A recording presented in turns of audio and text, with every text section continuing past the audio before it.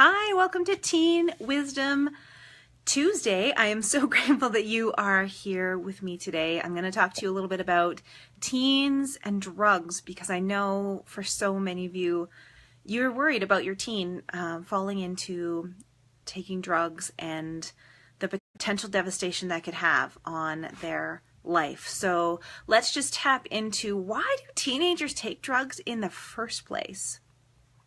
Here are a few things about the teenage brain that might be helpful in this. The teenage brain is seeking novelty. They're looking for new experiences. They're looking for something different to try. Now, throughout our whole lives, we crave two things. We crave variety, trying new things, and we crave certainty, doing things the same way. And I know that is a paradox, but think about this. So I like the certainty of knowing that when I get up in the morning, I have food to eat.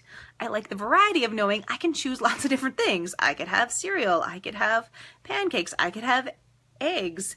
So that just gives you an example of how we can crave two things that seem so very different. Now for adolescents, their craving, their desire, their yearning for new things is actually a really great thing because that's what gets them to step out of the comfort of their own home and reach out to other peers, to new experiences, so they can learn and grow and so that they will leave home. Because I know as much as we want to hold our kids close, we really do want them to thrive and be independent and live apart from us one day. So I want you to just have a sense of perspective about this novelty seeking, which sometimes we call this risk-taking drive that teens have.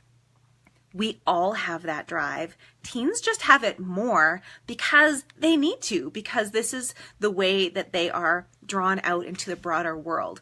So seeking novelty. Also, another factor that leads any person, and teens in particular, to try drugs is that they want to change their state. However they're feeling, they know that if they try a drug, that's going to alter their state. And they don't know how yet, but that's part of the thrill of doing it, is the uncertainty of not knowing, of stepping into this new thing. So how then do we help teens to avoid taking drugs? One strategy that it has been tried over and over again is warning them about how dangerous it is. And that can work, but it's probably not as effective as we think it is. Now, we have scientific evidence that tells us that programs that are done in schools, raising awareness about drug use, when there is a facilitator who is not their teacher, who is not their parent, actually is the most effective for preventing them from starting into drug use. Also, helping our teens understand their brains. So what I just explained about how they are driven to seek novelty and take risks, and that is a really great part of their brain because it helps them learn how to step beyond the comfort of their own home. When we can share that information with teens about what's actually going on in their brains, that they're biologically driven to these behaviors, that takes away a lot of the shame and the guilt of feeling like, I want to try all this stuff, but I know I'm not supposed to. I know my parents will kill me if I do that. So if we can help them understand that that is a really natural drive that they have, and that once they know that, together as a family, you can find some ways to meet that drive.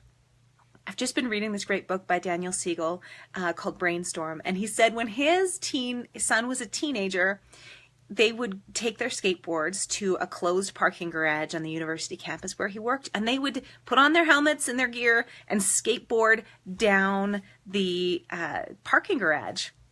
So that is incredible because it was his dad went with him. He made sure it was a safe place to go, but the thrill and the potential risk of like sliding off and, missing a tight turn, there is an element of risk there.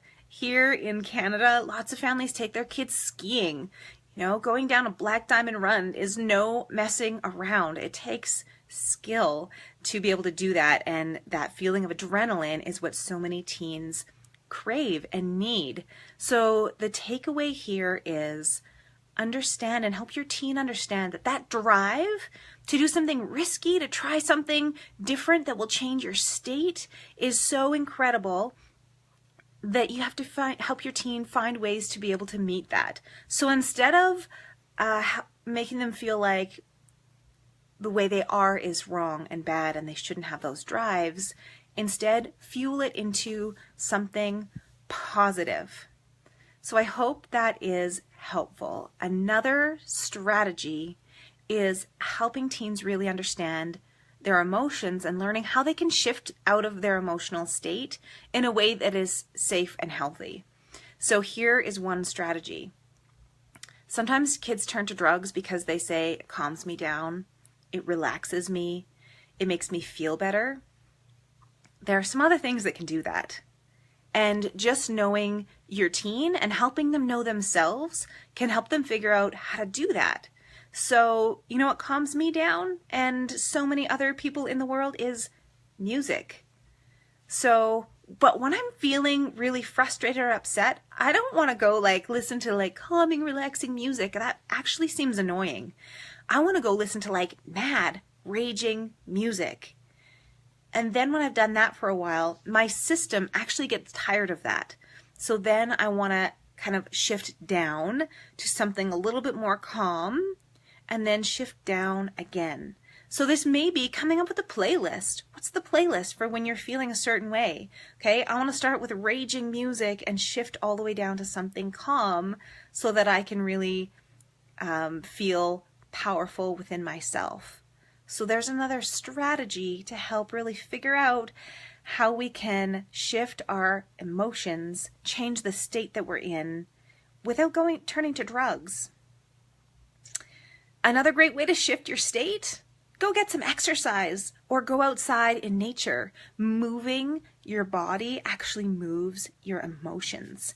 Now, I'm sharing these tips and strategies with you because I want everyone to know how they can meet the needs that they have. We all get stuck in a mental pattern, in an emotional pattern, and if we know how we can, get unstuck from that, that is incredibly powerful because we know we're human. We're going to feel the entire range of emotions. We're going to feel upset. We're going to feel stressed. We're going to feel overwhelmed. We're going to feel sad. We're going to feel isolated. But what we do with those emotions and how long we stay in them is totally up to us.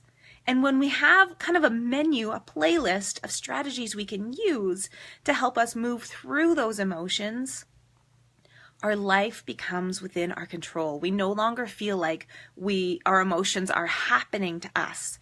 Instead, we have that sense of agency and control. So I hope those strategies have been helpful as you work with your teen and love them through this stage of recognizing that their brain is an amazing thing.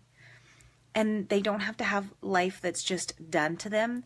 They can actually make a lot of choices to meet the needs that they have. Okay, everyone, have a wonderful day, and I will see you right here next week. Bye-bye.